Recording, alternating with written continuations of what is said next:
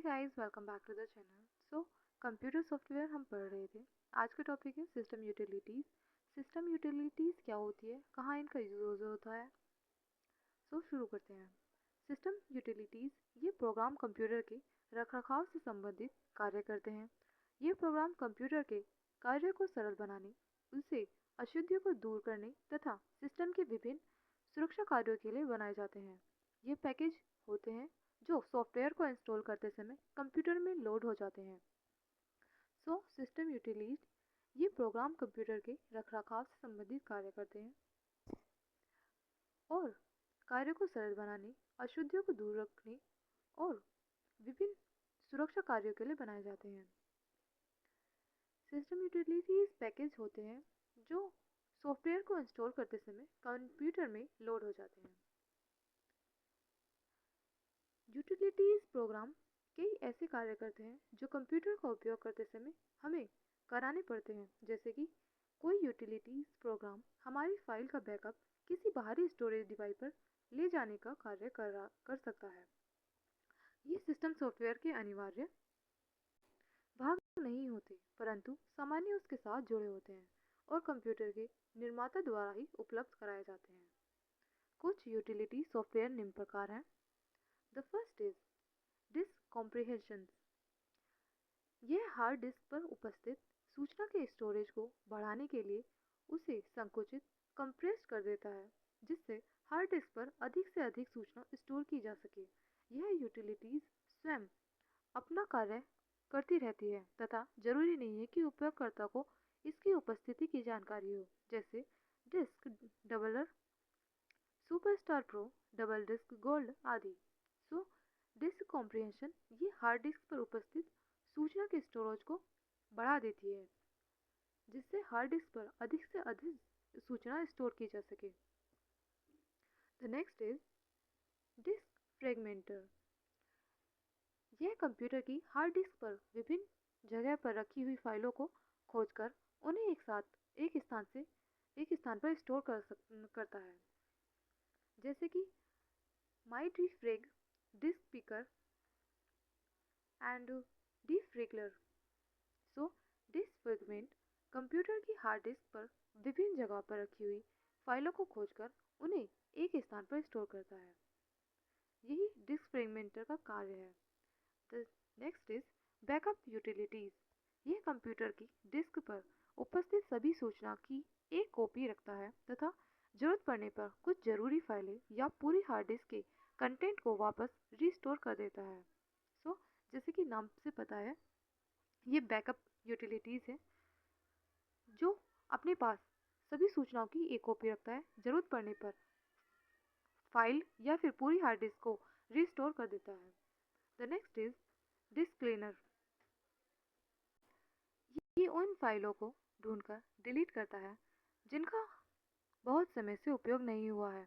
इस प्रकार के कंप्यूटर की गति को भी तेज करता है, जैसे ब्लिच बिल्ट क्लीनर आदि। डिस्क क्लीनर का कार्य है जो उन फाइलों को डिलीट करता है जिनका बहुत समय से उपयोग नहीं हुआ है। यही डिस्क क्लीनर का कार्य है। The next is antivirus.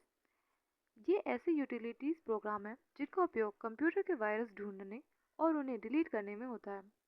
For the examples, अवेरा, के स्पीकर, क्वाइस, एवीजी एंड मैकफी आदि। एंटीवायरस ये ऐसी यूटिलिटीज है जिनका काम कंप्यूटर में वायरस को ढूंढना और उन्हें डिलीट करना है। The next is text editor. यह एक ऐसा प्रोग्राम होता है जो टेक्स्ट फाइलों को क्रिएट और उनके सुधार की सुविधा देता है। इसका प्रयोग केवल टेक्स्ट टाइप करने में या किसी प्रोग्राम के लिए डेटा तैयार करने में किया जाता है, जैसे MS वर्ड, वर्डपैड, नोटपैड, जिसमें नोटपैड संबंधी सबसे प्रसिद्ध टेक्स्ट एडिटर है। टेक्स्ट एडिट का यूज़ होता है जो फाइलों को क्रिएट और उन्हें करेक्शन करने की सुविधा देता है।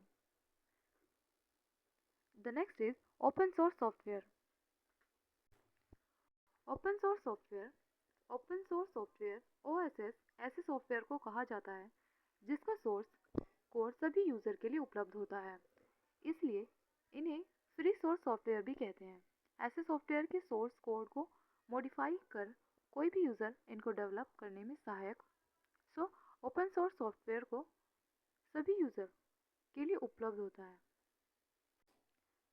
ऐसे सॉफ्टवेयर के सोर्स कोड को मॉडिफाई कर कोई भी यूज़र इनको डेवलप करने में सहायता कर सकता है। इन सॉफ्टवेयर के डेवलपर या निर्माणकर्ता एक लाइसेंस के साथ इन्हें सार्वजनिक रूप से प्रयोग करने तथा मॉडिफाई करने का अधिकार यूज़र को प्रदान करते हैं। उदाहरण के लिए लिनक्स, यूनिक्स एंड MySQL आदि। द नेक्स्ट इज OSS के वितरण के लिए मापदंड कि क्या OSS के वितरण के लिए क्या क्राइटेरिया है। द फर्स्ट इज OS के वितरण के लिए निम्नलिखित मापदंड को स्वीकार किया जाता है। द फर्स्ट इज बिना किसी मूल्य के पुनः वितरण। किसी भी संगठन या साइट के द्वारा सॉफ्टवेयर को बेचने या वितरण करने के लिए OSS की अनुमति आवश्यक नहीं है। बिना किसी मूल्य के पुनः वितरण। The second is source code. Software में सोर्स कोड शामिल होना चाहिए तथा सोर्स कोड के साथ साथ वितरण की अनुमति भी होनी चाहिए। द नेक्स्ट इज व्युत्पन्न कार्य। OSS का लाइसेंस संशोधन या व्युत्पन्न कार्य को अनुमति देता है और मूल सॉफ्टवेयर के लाइसेंस के समान शर्तों के साथ वितरित करने की अनुमति भी देता है।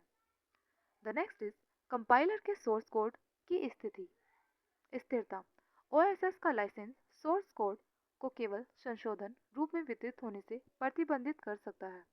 यदि लाइसेंस सॉफ्टवेयर के बनाने के समय उसे संशोधित करने के उद्देश्य से सोर्स कोड के साथ पैच फाइल के वितरण की भी अनुमति देता है, लाइसेंस को स्पष्ट रूप से संशोधित सोर्स कोड से बनाए गए सॉफ्टवेयर के वितरण की अनुमति भी देनी चाहिए। द नेक्स्ट इज OSS को स्वीकार करने के लिए कुछ क्राइटेरियाज है। द फर्स्ट इज बिना किसी मूल्य के पुनः वितरण। जो सॉफ्टवेयर को बेचने या वितरित करने के लिए OSS की अनुमति की आवश्यकता नहीं होती। The next is source code.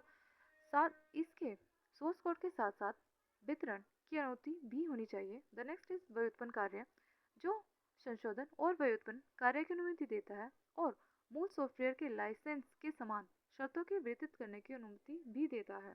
The next is compiler के सोर्स कोड की स्थिरता। OSS का लाइसेंस सोर्स कोड के केवल संशोधन रूप में वितरित होने से प्रतिबंधित कर सकता है। The next is